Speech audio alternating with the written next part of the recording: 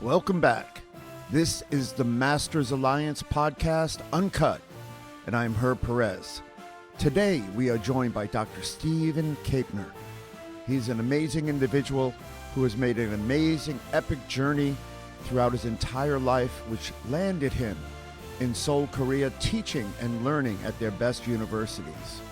Dr. Kaepner is a professor of sport philosophy and Korean literature, as well as being the Pan Am gold medalist in the first ever Pan Am Games on the most successful team in the history of the United States. Today, he shares his thoughts on life, his adventure, but more importantly, the sport and martial art that we all love, Taekwondo. So let's get started. As usual, buckle in. This is going to be an exciting ride.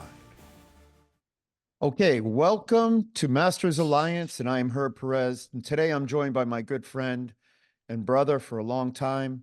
We met many years ago, and then he went on his journey to become who he is now. And I'd like to welcome Dr. Stephen Kaepner to the Masters Alliance. Hello, sir. Hello, Herbert. It's It's an honor and a privilege. I've been watching your content, and you've been doing some amazing stuff. I really enjoyed the previous episode with two-time Olympian Juan Moreno, a good friend of ours, and I think you're having some conversations that need to be had about Taekwondo right now, and I think putting out some information that is really valuable and helpful at this juncture we're at. Well, I think it's amazing that you were able to join us, and we're going to get into a lot of awesome topics and things that I've been thinking about for a while. And I could think of no one better to have these discussions with rather than you. But I want to start early, and I want to start with your early sports career. You were an extremely successful national team athlete, and after that, a coach. Can you share some of the things that you think contributed to your success? Oh, yeah, I mean, I don't want to blow my own horn, toot my own horn, but one of the things that drew me to the sport of Taekwondo and also judo, I did judo to a fairly high level, was the fact that it's it really is a cerebral martial art. I mean, they all are to a certain extent, but because of the way that the sport evolved and the way it's designed and the speed, it's not my original simile, but it's been compared to like ballistic chess, right? So not just the physical aspect of it, the physical challenges, but I realized that you have to be kind of smart to be good at Taekwondo too. And that combination of physical and mental rigor that was required of it was very attractive to me, both as an athlete and as a coach. I know that you faced some challenges, but I want to talk more about when you made the national team. What did you learn from that experience? What did you gain knowledge-wise? Yeah, it was really, I mean, that was a long road for me, and I should have been successful earlier, but I had a catastrophic knee injury when I was 18, where I tore my medial meniscus, my anterior cruciate, no, my lateral meniscus, anterior cruciate, and medial cruciate ligaments. They call the unholy triad of knee injuries. And then I repeated that injury again when I was 23. And so I did most of my real hard training and achieved most of my successes on first one very bad wheel. And then, of course, overcompensating, I started having a problem with the right knee and had some surgeries there as well. So by the time I went to the World Championships, I'd had 4 or 5 knee surgeries already. And that's a eternal regret. I mean, I wonder what I could have achieved if I'd had 2 healthy knees, because they not just recovery time that kept me out of several national championships, but there was I wasn't 100%. So that regret stayed with me, but it also, there's always a kind of a motivation that occurs too when you see the possibility of something that you really want diminishing, and it makes you more determined. So I did make the team twice, once for the World Collegiate University Championships, and then in '87 with you and our other good friends. And you know, I don't know about you. I imagine you feel the same way, but the national team that was the ocean, right? U.S. is a big pond, but domestic competition is a pond, and then you go into the ocean. But what I learned in that pond, and you and I started having our successes about the same time. What I learned in that pond was that I could win. And I remember the first time I really believed that was '85 national championships, when I beat a couple of well-known guys in the early rounds, and I felt really good. And I realized I was maybe in the third or fourth round. I was in a big division. Lightweight was a big division. It was always the biggest division. And for instance, in '87, I had 7 fights in one day to the finals. I realized I can beat any of these guys. I'm the best one here. The only thing that stops me from winning, if I don't win, is there's only 2 things that can stop me. One would be my own, me limiting myself, not believing, not concentrating, not bring to bear everything that I was prepared to bring to bear on that moment, or the referees. Having And witnessed so, that, yeah. yeah. And so after that, I knew that I was capable of winning. And I did, and you did. And then I also had the same moments in international competition too, when I realized that the only thing that could, frustrate me on that particular day would either be myself or the referees. Achieving success as you did, and the teams that we were on together, but specifically, achieving that success can have a profound effect. And you talk a little bit about that. And I want to talk about the Pan Am gold medal, because I was honored to be on that team with you, and it was the most successful team in the history of our sport in the United States. Yeah. And we won 6 gold medals and 1 bronze. But achieving that success, how did it redefine your relationship with either winning or influence your outlook on your future goals? Well, um, that was a huge moment for me, maybe more so than even for some of the other members of our team, because I'm from Montana, and Montana is a very big state with not very many people in it. And I was the only, I think I'm still only, at that point, I think I was only the second University of Montana. I still hadn't graduated, so I was still, attending university, student to go to the Pan Am Games, and either the first or the second to win a gold medal since the inception of the Pan Am Games. I was the only Montanan to win a gold medal that year at the Pan Am Games in all sports. There were several other Montanans at the games. And so, that got me some notoriety back home. That's a kind of a big thing in Montana, where maybe it wouldn't have been such a big thing, have been as big for, let's say, Jimmy Kim in, Los Angeles, right? Where there were probably, I don't know, a couple hundred Californians at the games, and who knows how many other gold medals came out of California, right? So, you know, and it taught me, you know, that old, what they call one of the old verities, one of the old truths, that people like winners, you know. So I got to bask in the sun for a little while. It didn't last long, because then the next year, you know, there's a whole nother story, the Olympic year, right? But yeah,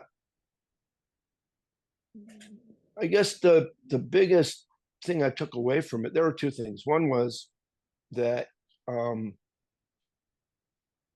it all had not it had all been for something, right? All that effort and all that, you know, all those knee surgeries and all that pain and recovery and all those 5:30 in the morning, 30 below Montana winter mornings on the stairs or on the mountain, you know, that there was really something worthwhile at the end of that trip, right? And you know, I would have still felt something similar if I hadn't won a gold medal, but it made it, you know, it just made it way better and way more satisfying. And the other thing that I took away from it was, like you said, the team, that six of us actually ended up getting to stand at the top of that podium. And we had been in joint training at the Olympic Training Center for several months before that, where we'd gotten really close. You know, some of us were close before that, but some of us weren't, right? And that, you know, we really coalesced into a team. And I think that was part of our success, something I'd like to talk about later, the culture of Taekwondo and how it's changed. And that leads me to my next question. I know that your knee injuries and everything had a profound effect upon your decision-making process, but the decision to move to Korea and uproot your life to train in Korea was really a bold move. I mean, was there a particular moment or something or a specific aspect of your training or tradition that made you realize that was the path you had to take or wanted to take? No, I mean, oh, I was an avid reader as a kid, and you know, through my whole life. And um, one of my favorite genres was adventure, you know, to be honest. Um, and I'd always, in my mind, I'd always seen myself embarking on some romantic, perhaps dangerous um, adventure into the unknown, you know. And it was a combination of reading Western, you know, classics, Louis L'Amour novels, combined with, I think I read Homer's Odyssey when I was a middle school or high school student, and the epic, the idea of the epic or the hero's journey, just captivated me. And I always believed, thought at some level, that I was destined for something like that, that I had to go out into the world on, you know, find my own epic, my own journey, and that there had to be an element of heroism to it, which requires sacrifice and commitment to some kind of ideal or cause, right? And so, I don't know, a conflux of different,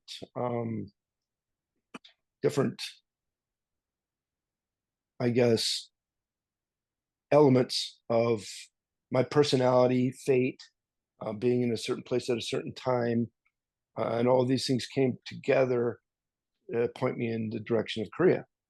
And Taekwondo was obviously a really big part of that. I got to visit Korea for the first time on a team from New York. I went out there very precociously and fought in a selection tournament for this all expenses paid trip to Korea to fight in two goodwill games with two of Korea's top teams. And I won. Felt like I had to fight half the island of Puerto Rico to do it.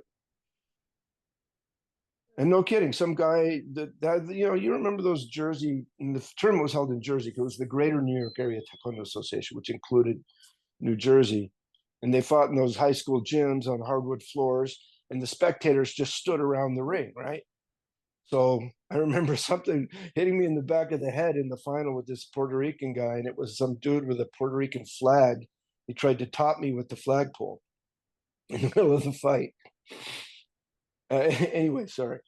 Um, and your instructor, so the guy that ended up leading the team was the one that brought all these Puerto Ricans, and he was a bit cynically arguing that I shouldn't be allowed on the team, even though he was bringing people from Puerto Rico, right? And so he, being the guy that was actually going to get on the plane with us, had a lot of say in it. But your instructor intervened on my behalf and said that I was his student actually, and that I just happened to be training in Montana. But he claimed me as his own, and he fought for me in that meeting, and no one could deny him because he was his credentials in Taekwondo were so impeccable, and his character. Uh, and so, thanks to him, I got to go on this trip, and it was an unbelievably eye-opening and appetite-whetting experience that ended up being a big factor in how events would play out later. And it leads me into my next question because and I want to share this with the listeners because having been there and realized all the things you did and those decisions and then visited you, virtually as many times as I could almost every year. Now that you're living and learning in Korea and you're experiencing the culture and what some people would call the spiritual aspects of Korea and the United States. Since you've been immersed in both American and Korean culture, would you say there is a fundamental difference or similarity in the spirit of competition or how it's perceived in each place? Well, to be honest, one of the things that, so coming to Korea, I had all these preconceived expectations, um, some of which were fairly close to the reality that was waiting for me, but many were not. Many were, um, you know, sort of exoticized, uh, Hollywood inspired, and the way that American culture sort of looks at other cultures, it almost caricaturizes them, right? So a lot of those weren't accurate, but I also have to blame um, the Korean instructors because they gave us a false idea of what Taekwondo was in Korea. I remember uh, at a black belt meeting before a tournament in Montana, one of the Korean masters who um, I would consider one of my instructors, he was telling us about the status of Taekwondo instructors in Korea. And he said, it's like the most respected job after doctors and lawyers. And when I got to Korea and I realized that he was just lying, that just was a lie. You know, people who went into Taekwondo were not the most educated class in Korea. They weren't really respected by anybody outside of Taekwondo. There were, and if you look at how Korean popular culture portrays them, they were often portrayed in movies, as being close to gangsters and things like that. So, of course, if you were part of the Taekwondo culture, it had its own rules and its own codes that made it unique and attractive. But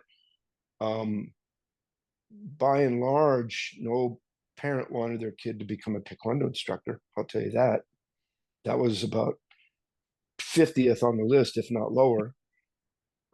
So, when I got here, and I realized that uh, by the time I got here, Taekwondo had become extremely professionalized. That, unlike us, we became fascinated with the idea of it. We went to a school, we started practicing it, and we did it initially for fun, maybe to learn how to fight.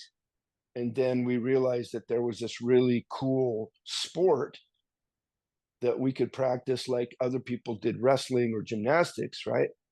And so we sort of came to it organically. But by then in Korea, they had sport middle schools, sport high schools, and sport universities where kids are having to make a choice at a very early age. Am I going to study or am I going to do sport? And their parents often make this decision for them by looking at what their aptitudes are, right? And like, well, my little Bongshik, he's not very bright, but he's pretty good at sports. So Bongshik, you're going to a Taekwondo middle school. And from then on, it's not that they don't study, but they're on a completely different track. They get very basic educations, and they do basically Taekwondo full time in a professional setting with professional coaches, sponsored gear, everything. And it's a wonder that in the 80s we could even win a medal off of if a Korean was in a division, because the approach was so different. And so competition in Korea was a way to get into the right high school, and then you have to win medals and get into the right university, and somewhere in there try and get as high in the national team rankings as you can, hopefully make a national team, and then hopefully win a world championship, an Asian Games gold medal, or an Olympic gold medal. But thousands and thousands and thousands of Koreans are trying to do the same thing. And how many gold medals are there, right? So competition was very much a zero-sum game thing.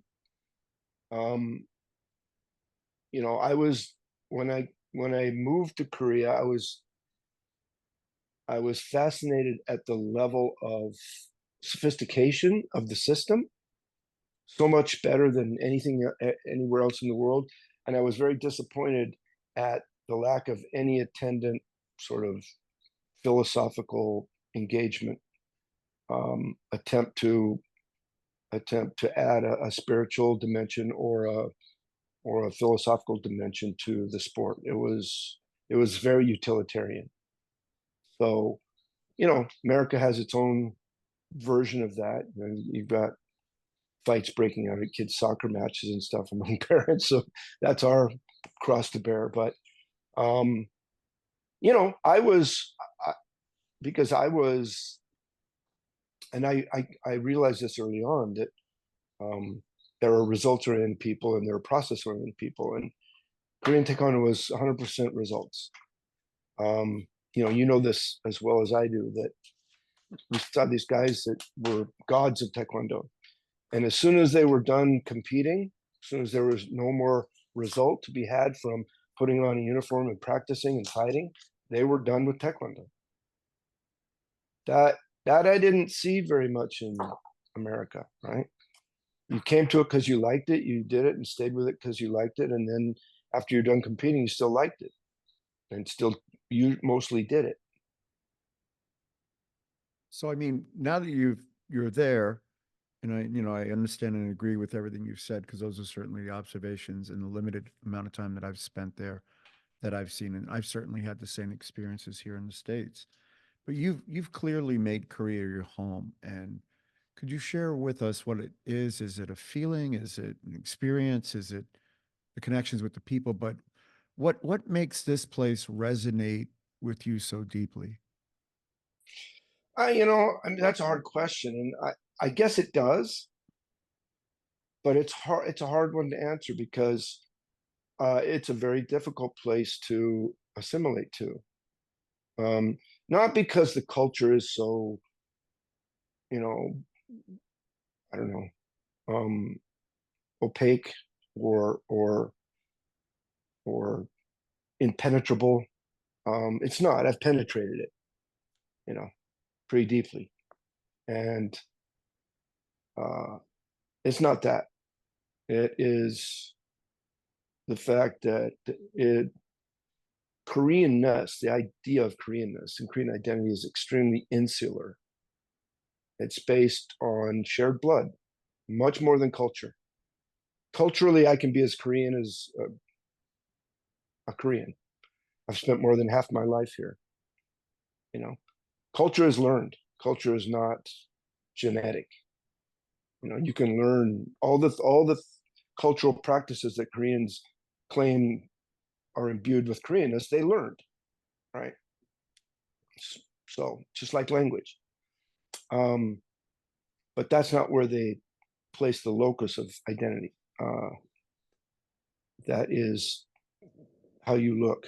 Are you physically Korean? And there's no getting over that hurdle. No matter how long you stay here, no matter how good your Korean is, no matter how much kimchi you eat, no matter how many PhDs you get,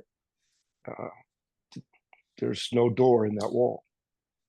So, you're forever outside in a separate, somewhat liminal. For me, it's very much a liminal space because I am absolutely a Montanan at heart, in my soul. It's with me every day. I miss it terribly. America, not so much. Yeah, America writ large, there's I would rather live in the poorest part of Korea than in, some of the more wealthier areas of the United States because of, how the US is right now and how it's changed. But yeah, there's clearly something that keeps me here. And I think, and you're gonna get this, and we've probably talked about this in one of our many late night stay up, maybe sharing adult beverages and doing those deep dives that we do. I think that what kept me here was that every day is a challenge. Can be a big one, can be a little one. There's something every day that I have to bring my concentration to bear on to get over, whether it's, how do I, get security cameras installed on my house, right? In the Korean language, and dealing with a technical issue I've never dealt with before, for instance, or something. And that, the old adage that steel sharpens steel, that I've been constantly engaged with challenge. Oh, okay, I won't say every day because I could stay in bed all day, but you get what I'm saying. Life here never stops challenging me. And in my version of that, the way that I understand and have digested that is making me better. That's making me smarter. It's making me stronger. It's enlarging my toolkit. It's enlarging my understanding of myself and what I'm capable of. And so, that's probably the biggest thing that's kept me engaged in Korea. And then there's on a more quotidian level, there's just the fun. Korea's fun. I love the food. I like in limited ways, because I don't like the whole package, but in limited ways, I like the way that Koreans socialize. Again, like I said, there are aspects of that I don't care for, but it's really fun to go out with the Koreans that I'm close with and spend an evening just getting my Korean on. I'm doing the Korean thing, and you've had that experience many dozens of times. You know what I'm talking about. It's very different than the way that we socialize in the United States, and I still enjoy it a great deal. Especially if you're with people that you like and trust. So yeah, it's a complicated question.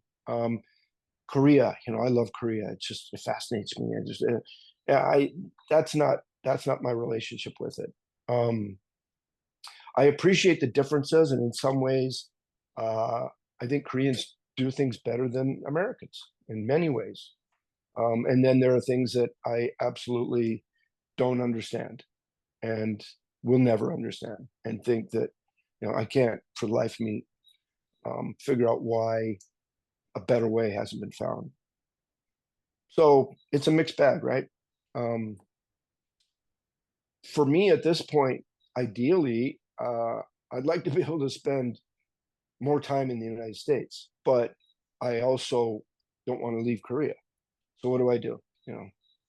Ideally, if I hit the lottery tomorrow, um, you know, I can divide my time and myself between those two homes, because Korea is definitely a home for me.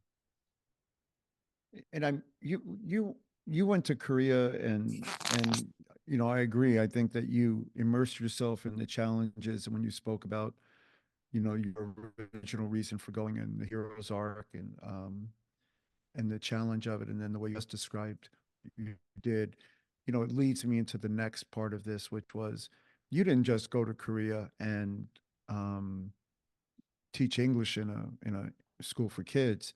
You went to Korea, went back to school, and I think you are well, I know that you're the only person in our sport that has done it at this level. And I'm not talking about just the United States. You are unique in the world in that you have two doctorates from their two best universities, arguably they're Harvard and Yale, and one is in Korean literature, and the other one is in sport philosophy. And your dedication to those educational pursuits was inspiring for me, certainly. But between those different things, philosophy and literature, and, what subject awakened the most curiosity in you? And what was it that drove that passion or continues to drive that passion? Because you're certainly still producing academic work. Well, yeah, I mean, that's like choosing between your mother and your father, right? So sport philosophy was, just the name itself was so attractive to me, because I was fascinated by the idea of philosophy in college. And, in my own sort of systematic way, I read a lot of philosophy. Um, and, you know, as you know, because you majored in philosophy, that's um, Steve Martin has a joke about that. I can't remember what it is, but about going to college and people who major in philosophy, and how I I, I should have looked that up before I came on the podcast, because it's pretty funny. But it's a tongue-in-cheek thing about how it's not very useful, right? Um, but for me, I always thought that it was a way to explain phenomenon, and that's what philosophy's purpose was. So I wanted to explain. I wanted to solve some problems in sport, specifically in Taekwondo, and I needed philosophy as one of the tools to do that. Um, but majoring, I actually did a master's degree and a PhD at Seoul National University, and that I was there for over 8 years. And so I got a pretty good grounding in both Eastern and Western philosophical traditions, uh, which is a form of comparative cultural studies. And so I'm thankful that I got that as part of my education. Um, Literature, I just always loved. I just loved reading it. I was actually teaching translation at Ewell Women's University. They had just opened a new graduate school of translation and interpretation, and by virtue of the fact that I could speak Korean, they recruited me there, even though I wasn't trained as a translator per se. Um, but I realized teaching translation of Korean literature that I wanted to um, do a deeper dive into that. I liked the literature. I liked reading it. I liked translating it.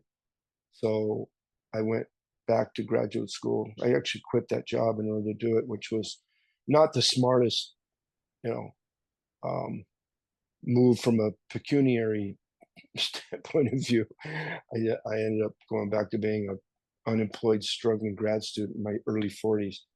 But uh, then I got a whole nother sort of grounding in another discipline, something that I liked and something that I'd always wanted to systematically study. Literature, I just liked literature. It didn't have to be English literature. So they both, I guess, were pieces of the puzzle for me. I can't say that I could choose one over the other. I think that there's a synergy that I got from doing both of them. Just in the process of becoming a scholar, right, an academic. Both of them definitely played their part in producing, and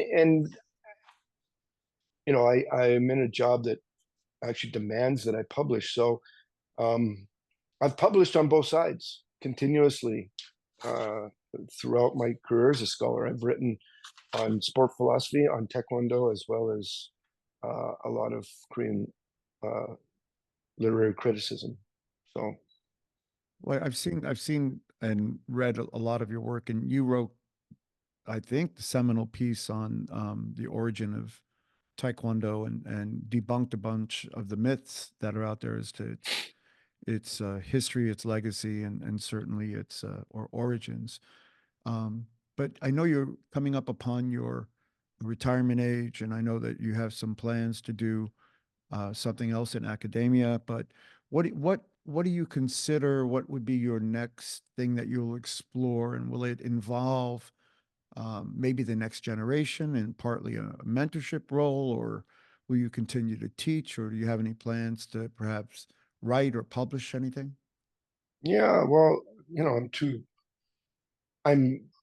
I'm actually Korea has a mandatory retirement age in even private universities.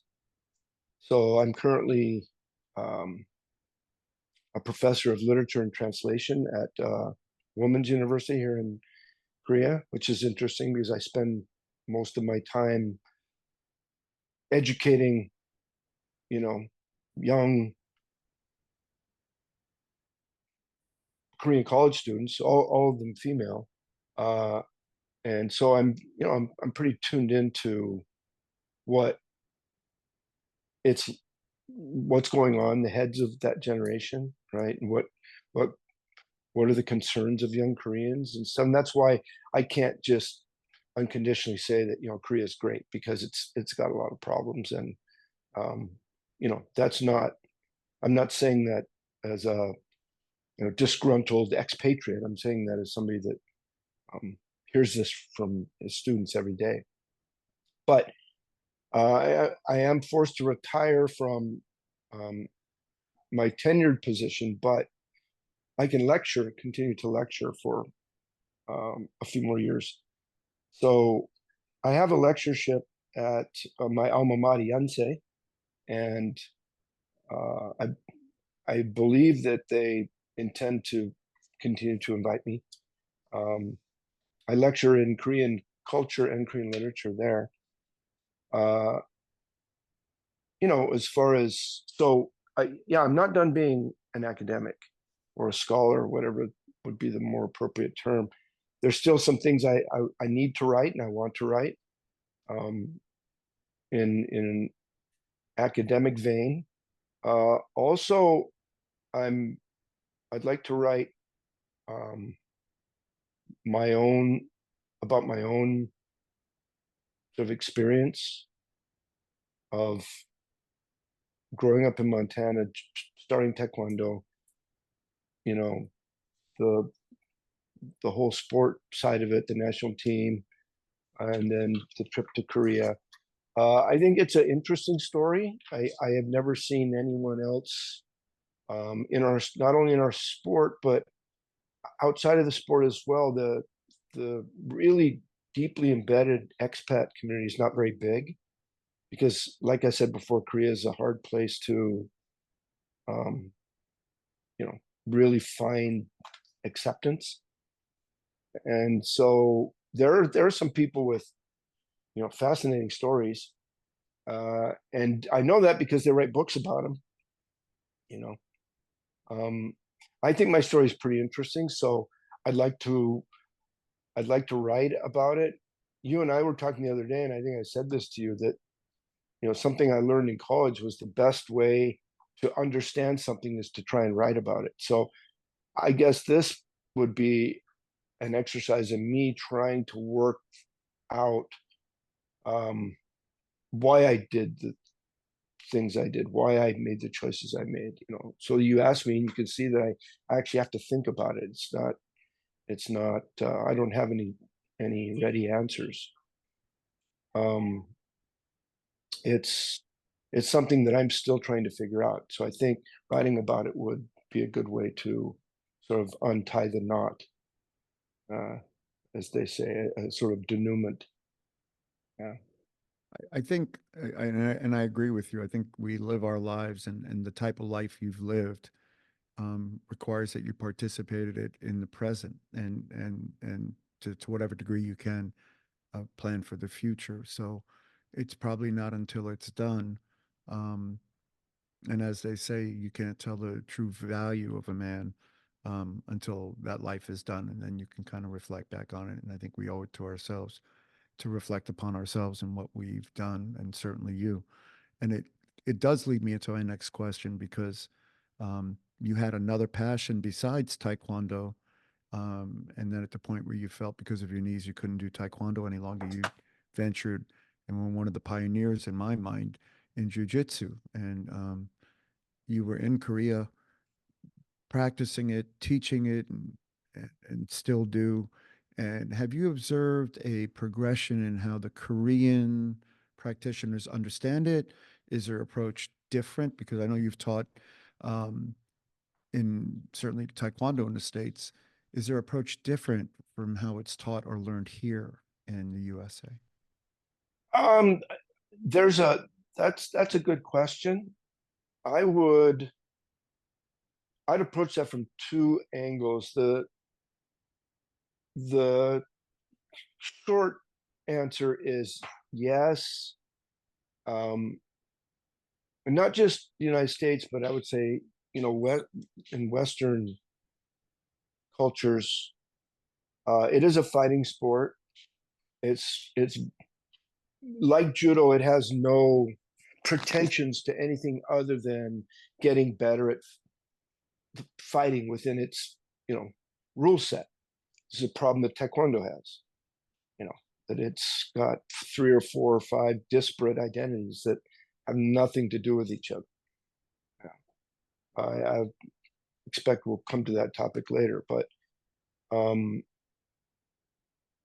so for instance, a guy showed up about a year ago at our club, um, purple belt, which is a fairly high level. That's 6, 7 years of training, and a Korean guy, big guy, and actually he's an opera singer. He's got this long opera singer hair. He's very good. I hadn't really spoken to him one on one until the other guy sat down and I asked him, where he trained before he came to our school, and he said Milan, Italy. I said, all right, you're an opera singer. You were trained in Italy. He says, yeah. I said, oh, that's really cool. So, well, how does the training there differ from the training here? And this is something I've heard from not only other Koreans who have trained outside and then come back, but also non-Koreans who have come to Korea to train. And he said that um, they're more physical, the physicality. They're bigger, they're stronger. Not a lot of people here. Well, I think that's changing too.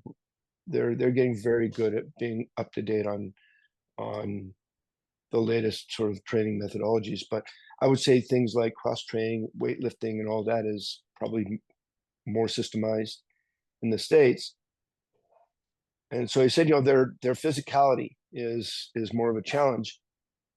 And here in Korea, he said that they're more technical. There's a greater sort of sophistication of technique because they can't rely on strength.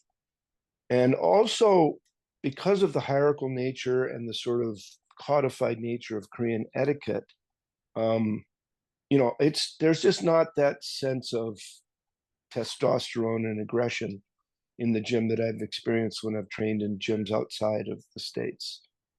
Outside of Korea, in the United States, or I went to a Gracie Barra school in London once, and it was, as soon as I showed up, it was like fresh meat. These guys wanted to, it was a tree pissing thing immediately, and that Koreans don't do that. They're the way that they interact with people that they, especially they don't know well, but even then when they do know them well, they're even more careful about their behavior. So there's not that sense of aggression or territorialness, I guess. So I think that's a plus on the Korean side, and I think that they're very, very good at, because they're very good test takers, right? Koreans are good test takers, so they're very good at learning a large technical vocabulary. They're very technical. That would be my answer to that. So I'm going to transition to Taekwondo now because it's a natural evolution of certainly the conversation and your relationship with Korea. When you first went to Korea, I know that you worked at the WTF and then over the years served to oversee and help evaluate the referee program, and as a member of the technical committee focused on developing the current point system, not the electronics, but certainly the way the point system has been designed. Can you share any insights or takeaways from that involvement? Well, I had an amazing opportunity. You and I came to Korea together in 1988 in January to train at the Korean National College of Physical Education. And we already knew not a lot, but a number of Korea's top players from our experiences on the national team, international competition, and we got to know a lot more through that experience. And then I came back in the early fall of '88 and stayed for 4 months just to train. And I ended up going to, that's where I ended up going to Dongsung High School and meeting the man that would become my mentor in Taekwondo in Korea, the world famous coach Kim Se-hyuk, who as a high school coach created, I think, 8 world champions out of high school kids, just unbelievable results. I think he's been a 3-time Olympic coach. He's produced more than 10 gold medals for Korea and Olympic Taekwondo athletes. But I also met, I was introduced to the Secretary General of the World Taekwondo Federation, and they were having an international symposium, and they wanted me to help them with the organization of this event, specifically putting together the English language abstracts and some of the full articles that were going to be presented at the conference. And I ended up meeting Kim Un-young, who was the president of WTF, president of Kukiwon, and the president of the Korean Taekwondo Association, all at the same time. That was actually the second time I met him. I met him on my first trip to Korea in '86. They actually took us up to the Kukiwon, where we met him. And then he took us all to dinner that night with the Seoul City team. Anyway, for whatever reason, the Secretary General, who is, in my estimation, the father of Korean Taekwondo, and there's a lot of if you look out there, there are a number of fathers of Korean Taekwondo, depending on what organization you belong to. But he's the man that made Korean Taekwondo. In other words, he's the man that took the karate that all Koreans were doing and made it Korean by changing the sparring system into full contact, nonstop, body protector, no punch to the face, and thereby creating an original and unique martial sport that had never been seen before. And his name was Lee Jong-woo. He was the president of the Jidokwan school branch of Taekwondo, one of the largest of the 8 kwans in the kwan system. With students all over the world. Some of the best fighters came out of that school. Canada benefited from his student, Master Chung Lee Jong, right, from Montreal. Oh. Montreal or Quebec? Montreal. Montreal, right? Yeah, just amazing fighters, amazing school. Anyway, this gentleman, this giant of Taekwondo, for some reason takes an interest in me and offers me a job at the World Taekwondo Federation. And I had 1 semester of university left, so I went back, finished it, and then moved to Korea full time in the summer of '89, and where I worked for the WTF for 3 years in the Office of International Affairs, where we continually worked on improving the referee system, and we did a full overhaul of the competition rules at the same time while I was there. Trying to improve what we would see in the sport, like fine tuning it in the same way that you would, fine tune an engine, and we're trying to get a certain kind of performance out of it, right? So, and this continued later on when you and I were involved in 2008, 9, and 10, when we started making the gradated scoring system, right? 2 points for a turning kick, 3 points for a face kick. 1 foot goes out of bounds, it's an immediate penalty. Things that we want to punish and reward in order to, sort of engineer a certain type of outcome. So I was actually doing that in my first iteration at the WTF, and it was an amazing job, and I got to know really everybody who was anybody in Korean Taekwondo at the time, both among the players, because I was still training. I would go to Dongseong High School and train every weekend. I was still fighting. I fought in some foreigner tournaments here, and I was still very, very much interested in Taekwondo as a project and trying to see it perfect itself. And it already had so much potential. It had already given me so many things that I really did want to do what I could to see it continue to grow and develop and improve. But the other thing that I saw from the inside was just how really unorganized it was and how dysfunctional it could be. And then also, of course, because the World Taekwondo Federation was located in the Kukiwon building at that time, that's where I worked. I worked in the Kukiwon. Half the building was WTF and the other half was the Kukiwon. I saw every major Taekwondo competition that happened for 2.5 years, because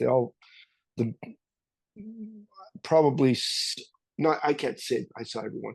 I saw 60% of the major games every year. Sometimes they would take place in other facilities, but everyone that happened in the Kukiwon, which was the majority of them, I sat in the stands and watched.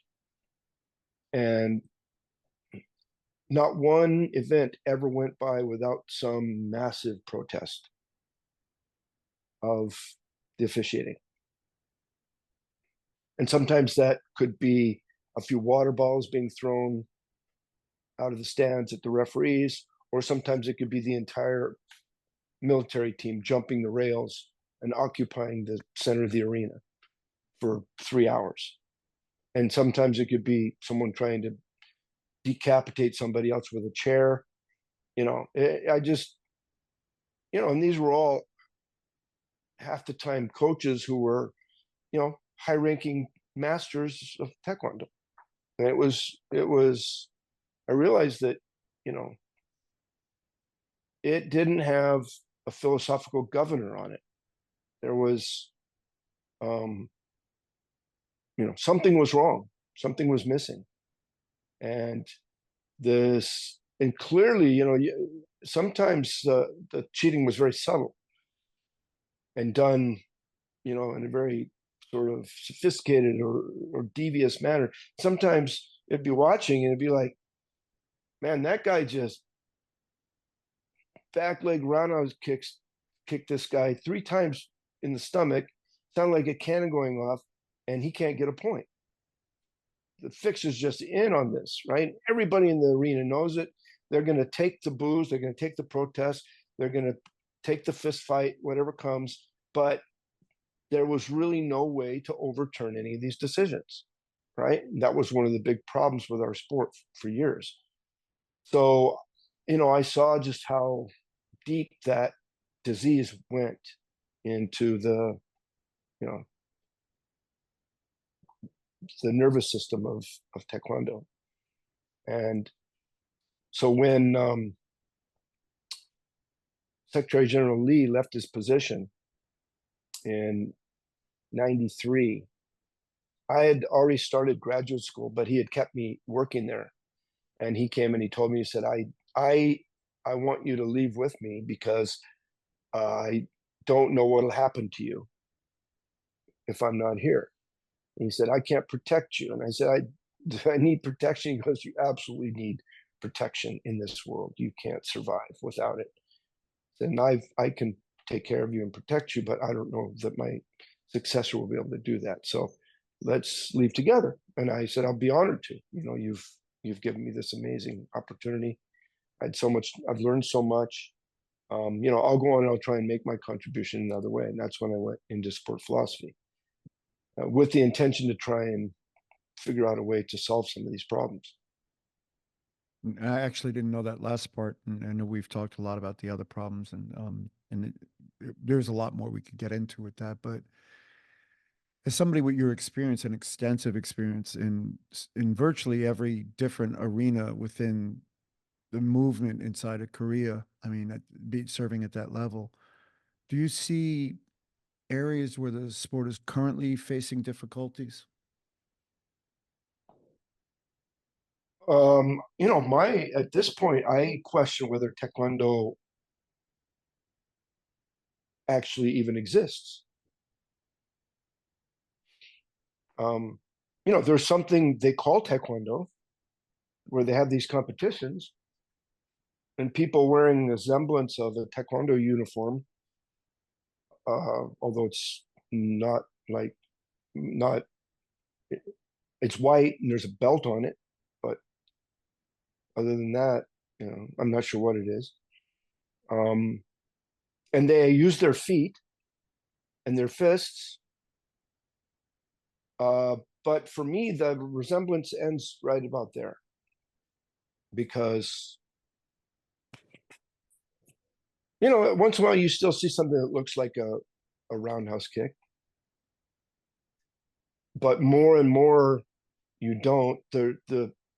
A back kick that has the technical objective of speed and power and destructive force does not exist.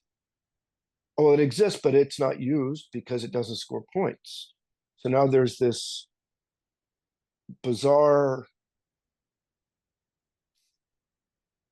movement where they spin and drag their foot across the floor and then bring it up so that it sweeps across the body protector, thereby closing the sensor and giving them a reward, like a little pellet coming out of like in a rat experiment, hit the pedal and get the pellet. And I'm not, you know, I'm not Albert Einstein, but even if I were, I don't think I would be able to discern any real coherent strategy.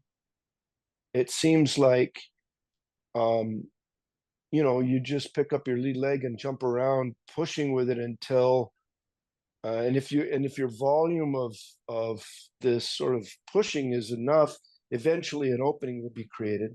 But that's so far from the strategy and tactics of the sport that I did that I just don't see that they're the same thing. So I, for me, I don't consider that sport any longer to be Taekwondo as I conceive of Taekwondo.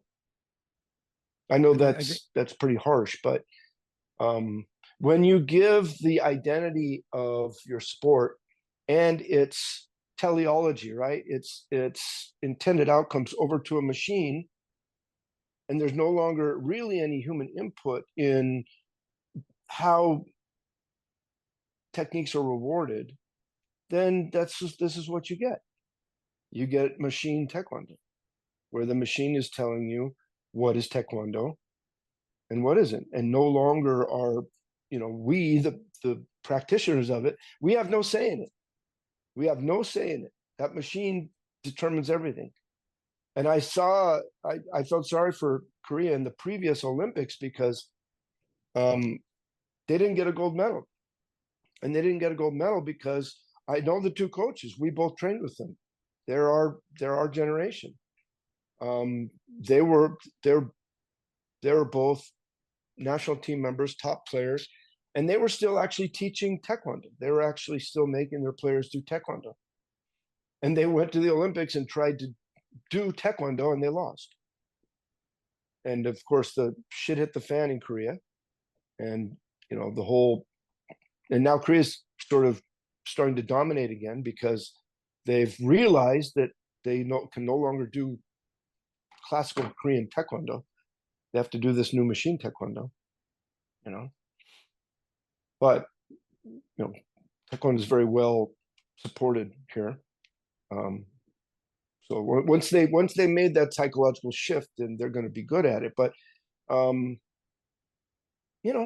meet taekwondo people from my generation all the time, and I ask them, "What's going on? What are you guys good with this?" And no, of course they're not. Nobody is. They're embarrassed by it, and they're angry about it. But nobody, I guess, as of yet, nobody has had the courage to mount a revolution of any significance. And I think that's one of the problems, and certainly has been a long-standing problem in Korea, and that's at every level, even at the highest government level. There seems to be no ability for the president of the country to survive, but that's a different conversation. And I had another question on this topic, but I'm sure it'll come up when we talk about this next subject because you've brought it up, and that's most sports evolve. If you watch basketball, it's evolved. If you watch boxing, it evolves. Judo's evolved. Jiu-jitsu evolves every day.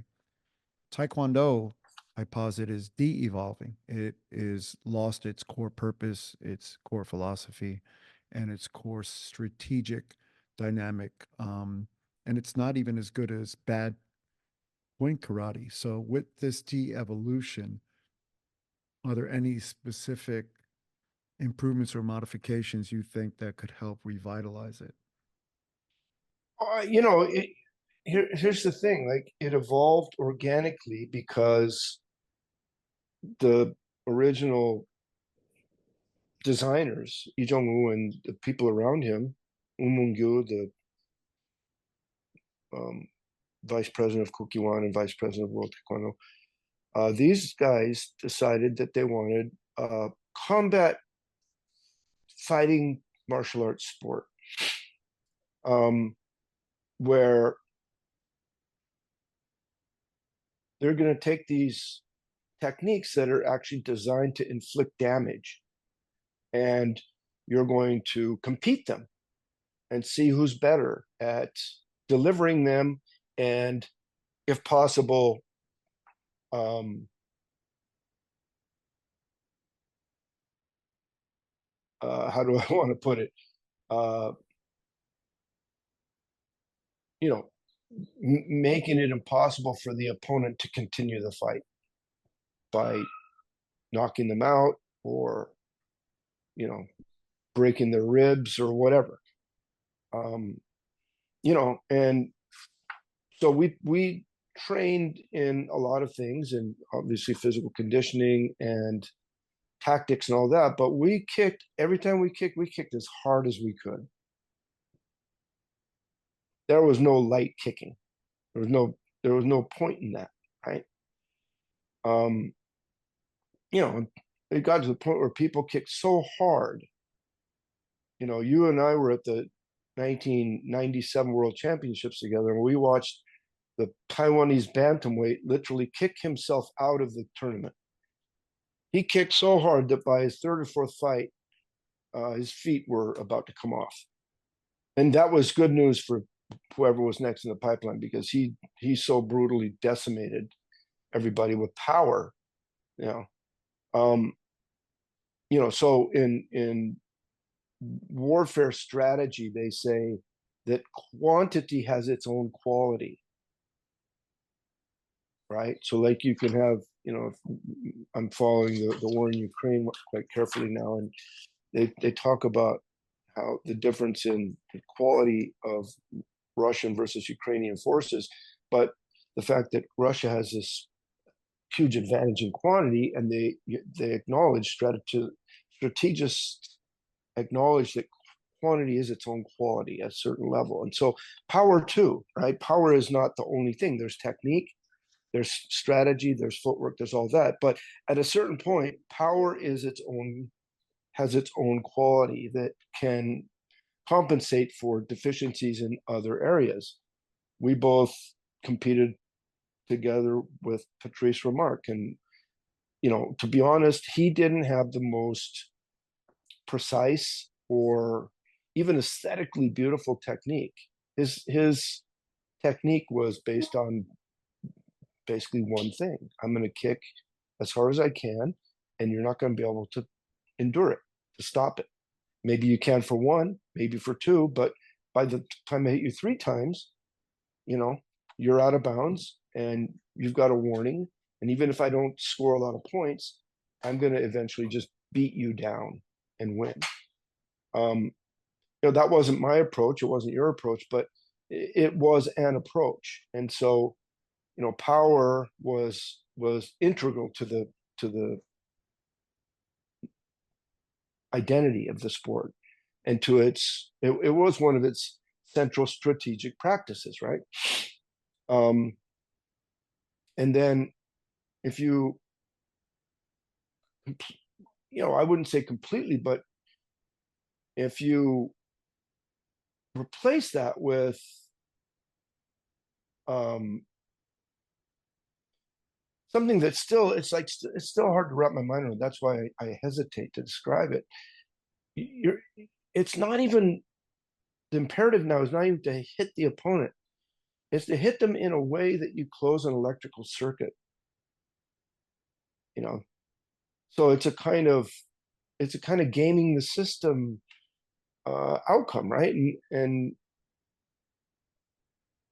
I think once we lost power, yeah, this was inevitable. Once we lost power, gave the decision making as to what a point is over to the machine, this was going to be inevitable. How do we fix it? You know, this is a long, complicated argument. I'll try and make it brief and concise. We have two problems. One is that the way that this sport is scored now has decimated its technical system. The precision, beauty, intricacy of Taekwondo technique is all but gone. The strategy is become so simplified as to almost, I would argue, there isn't much strategy. And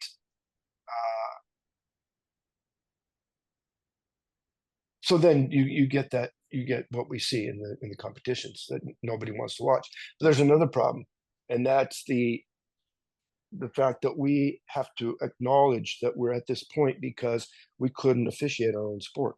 We weren't honest enough. We the adoption of the electronic body protector was the result of one thing, and that's that we couldn't root out the cheating in our sport. We didn't have enough honest people either in the organization or in the referee pool that we couldn't guarantee that all of our outcomes would be fair. So we had to give that role to a machine. Now, for a sport that talks about, philosophy, it has these tenets. There's a great deal of rhetoric about character improvement and all this, and we have to live with this shame, and it's a shame. It's a stain. We have to live it. We're living with it. We're admitting that we can't, as people, we can't do that. We can't officiate ourselves.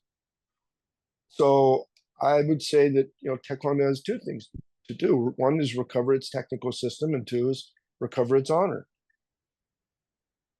How do we do it? And I think that's the next question, which is, do you envision the role of the WTF or WT, whatever they call themselves these days? What's their responsibility to course correct, and whose responsibility is it? And what would the top priorities be if you were advising them again? Well, first of all, a love of the sport that was created through decades of innovation and inspiration and experimentation, and then to take that, because nobody, I haven't heard anybody yet try and make the argument that this version of the sport that we do is more interesting, more aesthetically pleasing, more effective for anything other than closing electrical circuits.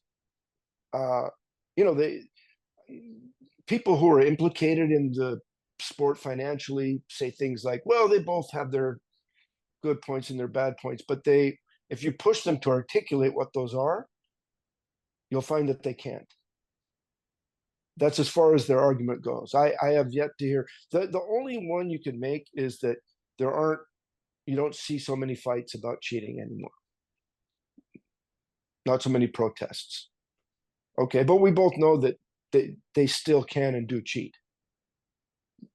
That's just not with points anymore. Now it's with warnings. Okay. But the incidence of that has gone down by quite a bit. So, okay. But that just makes my point for me that that's because we were corrupt. We couldn't fix it ourselves. But beyond that, when I say, all right, well, what's better about, the optics of the sport? Is it cooler? Is it, are they doing cooler stuff? Are they, have they, like now you watch basketball evolve, they had to instill a 3-point line. And now people shoot 3-pointers from 5 feet behind the 3-point line regularly. They just keep getting better. Gymnastics, tumbling. What used to be a 0.2 difficulty move now is every 6-year-old kid can do. You have to in every sport the bar is getting higher and higher for technical excellence. And people say, "Wow, these athletes are these players are such great athletes." Yeah, I'm sure they are, and nothing against the athletes at all. They're just doing what they have to do to win. I just feel sorry for them that they came into the sport at this point in time. Now, maybe they love it, and I don't have the right to say that, but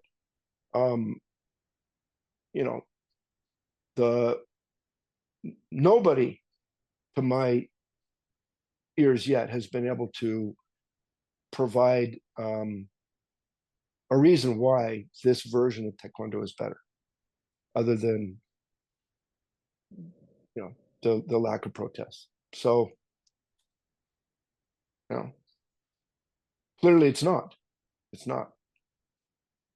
Clearly it's a defeat on two fronts. And so the WTF is the one that controls this. The WTF makes these decisions. The president of the WTF, and of course they have to go through the General Assembly to make big changes. But that's politics. We both know how that works. We both saw that game played at a much higher level in the Olympic movement, right? That can be done. Where there's a will, there's a way. You do the politics right, and you can do whatever you want to, with the rules. We both served on committees that did this. You're looking a little blurry. Is that just me? No, it's blurry. I'm trying to unblur it. It's okay. We got What happened? We got great sound. I don't know, but Did you just I look fuzzy. rub Vaseline on the camera lens or something? I think I have to get this close. Like I don't have any, I don't have any skin in the game at this point, so I can pretty much say what I want. And here's the deal. These decisions were taken by people that never did Taekwondo. They can profess their love for Taekwondo and they do it all the time, but why would you love something you never did? That just makes no sense to me. That's like me saying, I love playing the guitar. Like, guitar playing is, that's what I live for, except I've never picked up a guitar in my life. It's just nonsense. So, to see, these aren't losses to those people. What I'm talking about, there's no emotional attachment to any of these things, right? They see, the decrease in protests and the decrease in the noise as a win. That the IOC doesn't perceive Taekwondo as corrupt anymore. That's the win. That's all they care about, and they're willing to sacrifice the sport itself to get that outcome. That is a lack of leadership. It's a lack of vision, and I would say it's a lack of ability as a leader. Now, is there a perfect electronic solution out there that can give us all of our desired outcomes? Maybe. I don't know. But even if there is, that doesn't solve the problem of how to recover our honor. So, there are a lot of people that I like and trust in Korea that say we should go back to the human scoring system. I think we could have, and I think we were on the right way there.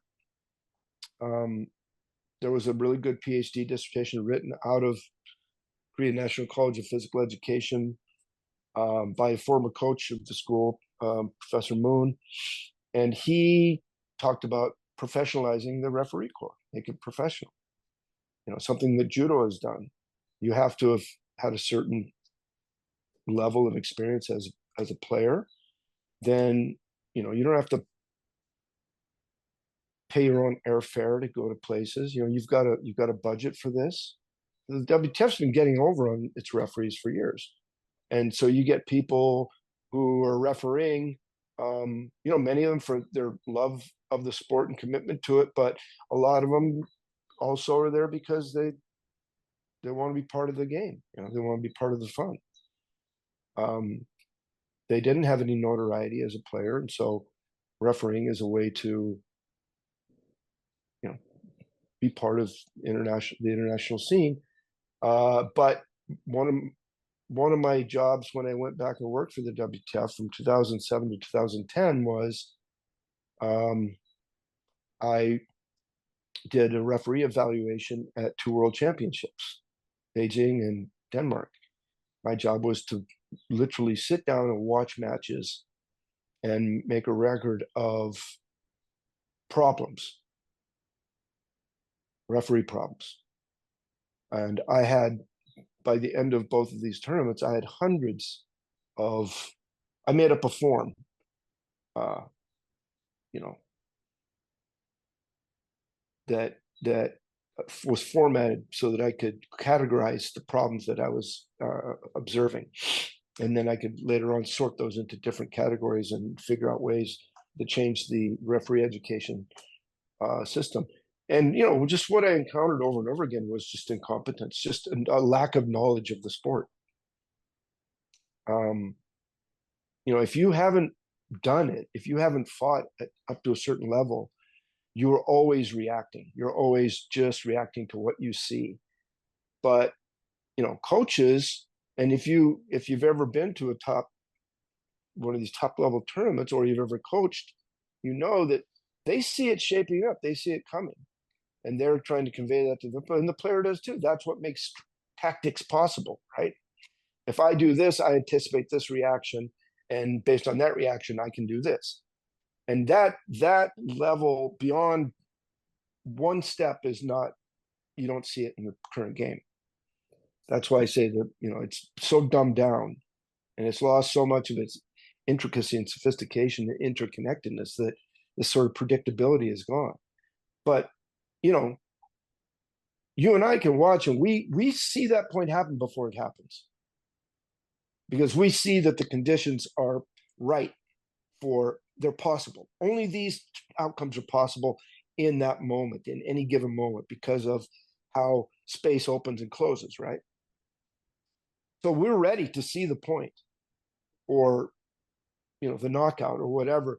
And people that didn't compete at that level, they are, I don't know in real time how far behind that, but they are reacting only to what they see. And it takes the brain a moment to register that, to interpret it, and then to send the signals down for, whatever, whether you're scoring the point or whether you're calling the break, or, whatever's happening. And our referee pool just did not have consistently the level of competence to score the game. Now that's fixable if we would have professionalized our referee corps like judo did. But I guess somebody decided it would be easier just to give this over to a machine. And, with that decision, it's almost like, it's a kind of a weak and pitiful version of, the great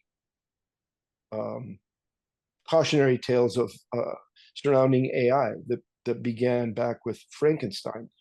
And then in the modern age, we saw it in the Terminator, right? When you create a machine, and then the machine takes over the functions of the human being, and then the machine eventually decides that it doesn't need the human anymore, right?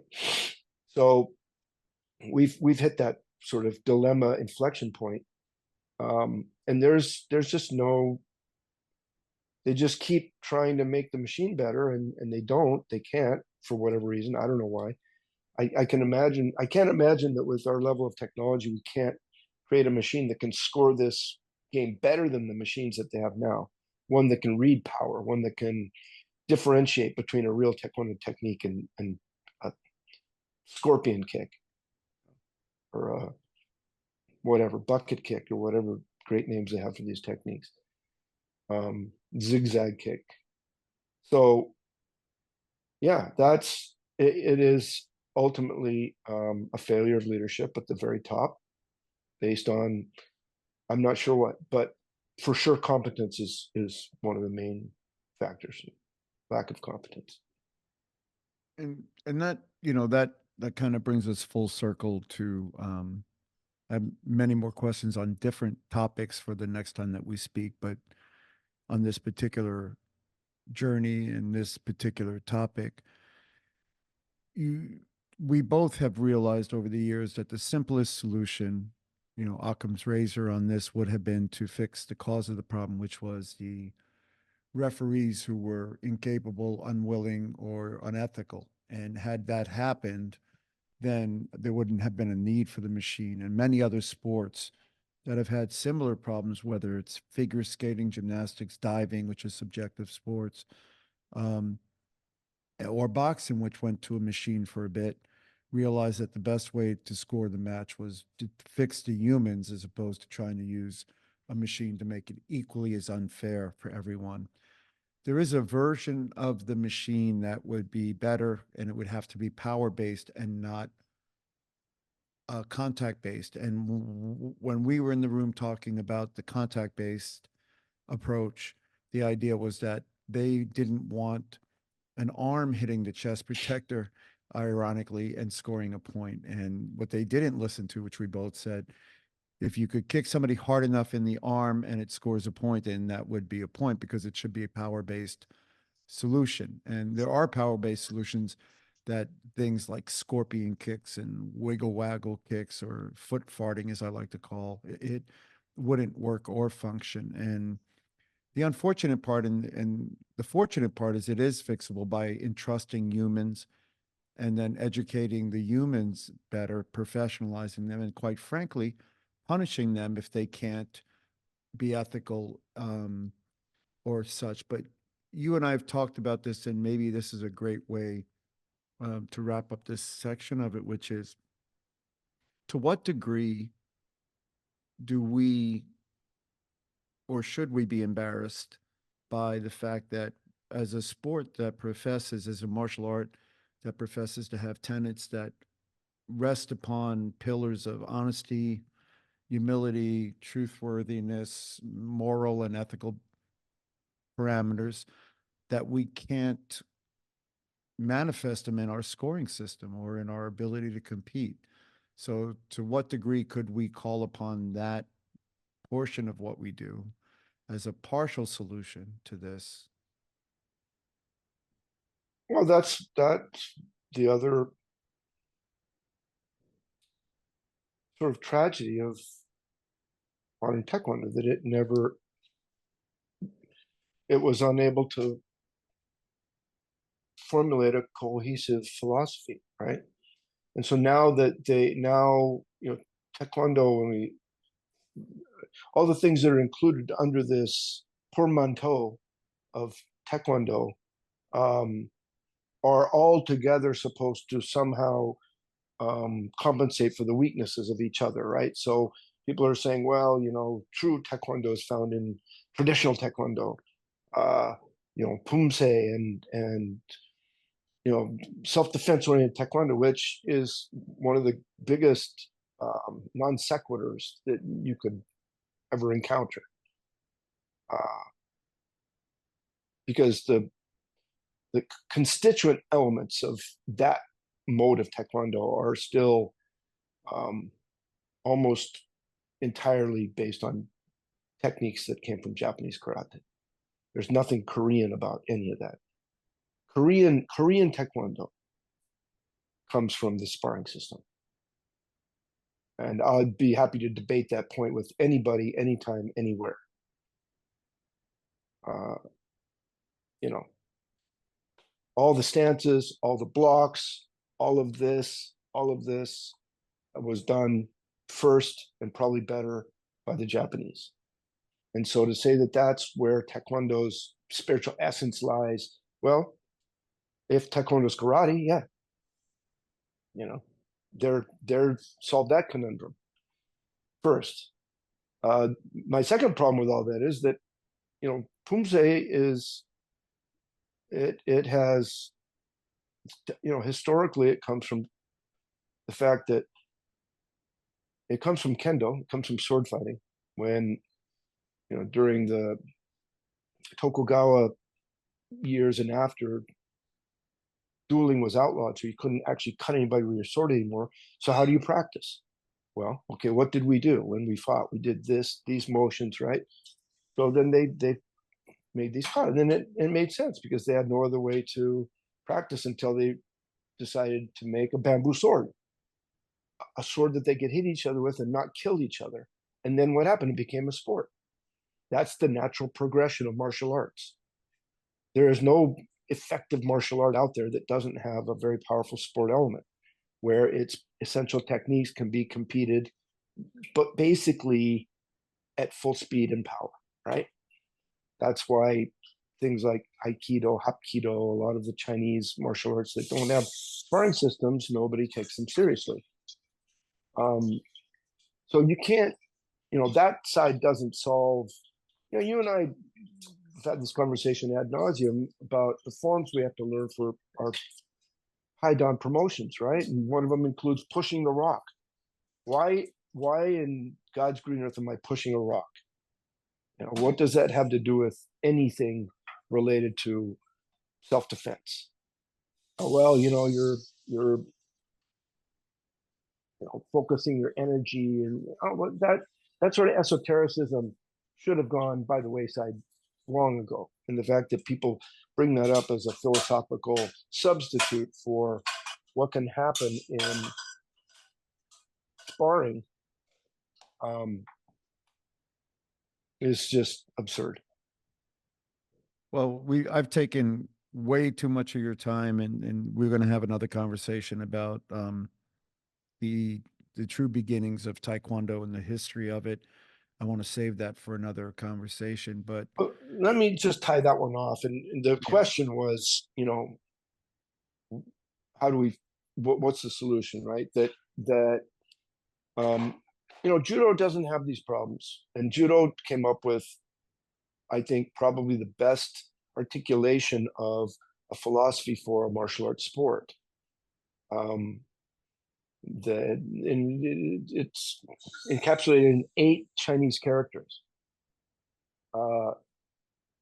That maximum efficiency of energy and technique, and then mutual benefit and prosperity. Like, I need you and you need me.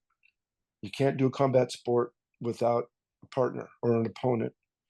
So there's a social element to that. There's a technical element to that. Taekwondo went this other way, very Chinese way of,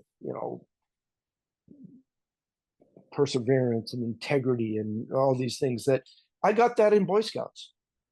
I do the same thing in Boy Scouts, right? That doesn't derive naturally from a martial art. That's why judo's thing is so right.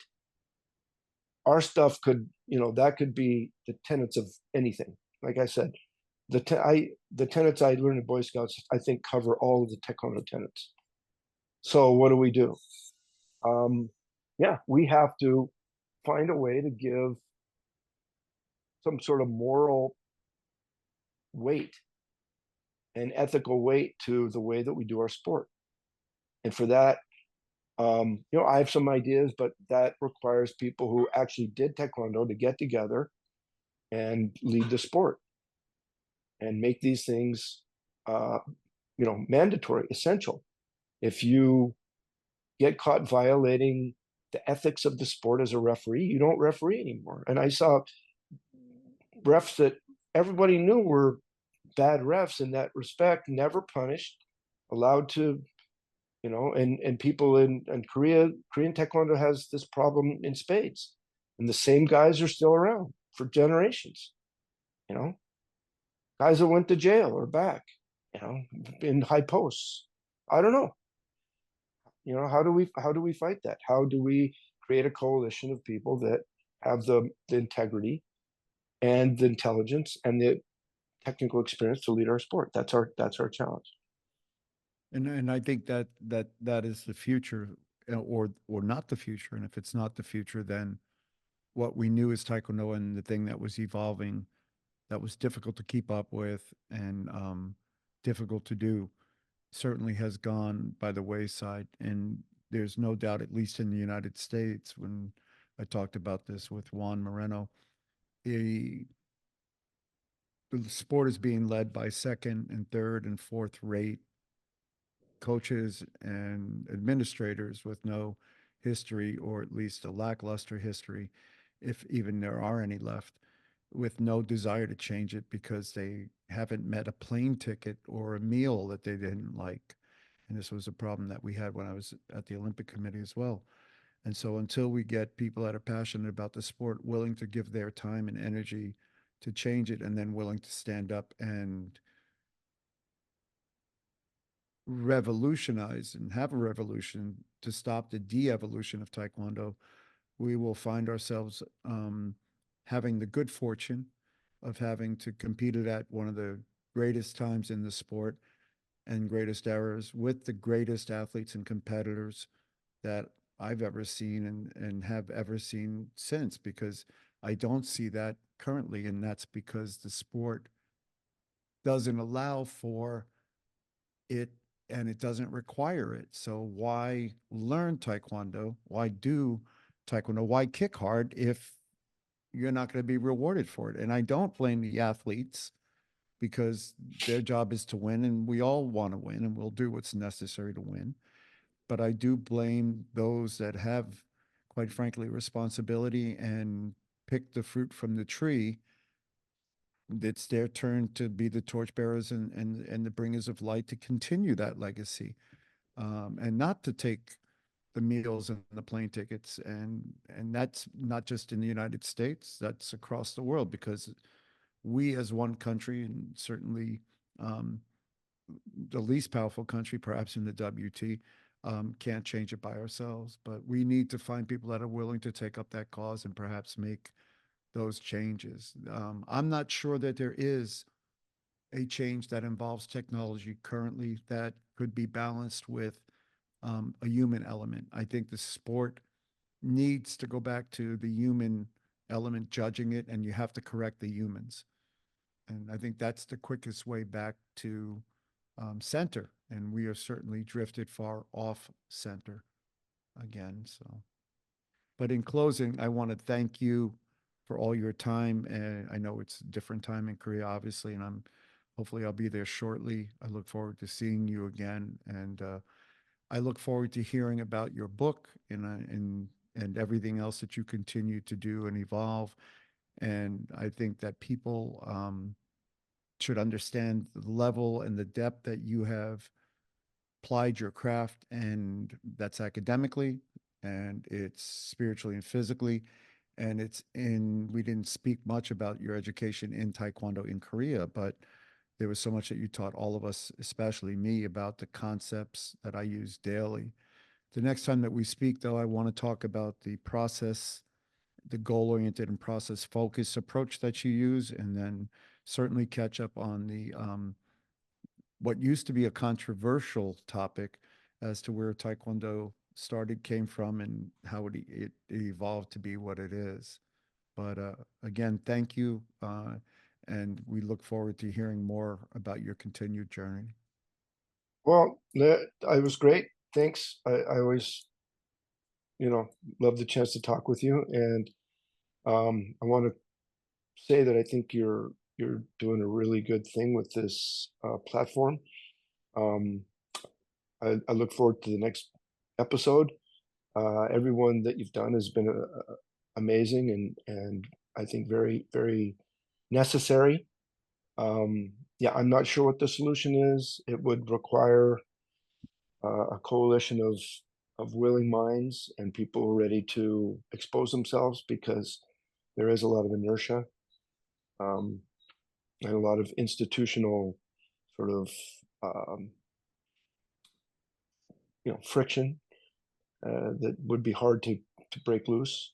It would require a lot of money too, which that's another one of our challenges. But keep up the good work, and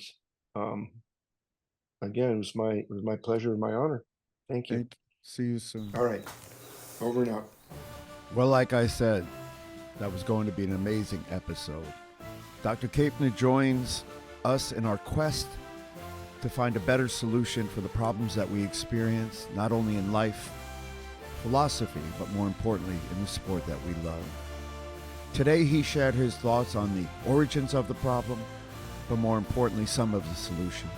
In later episodes, Dr. Kaepner will share his thoughts on the origins of Taekwondo, and then on these specific problems and how we as a group can overcome them. Again, this is the Masters Alliance podcast, Uncut. I am Herb Perez, and keep listening and sharing your thoughts with us as we explore this journey together on how to bring Taekwondo back to the center.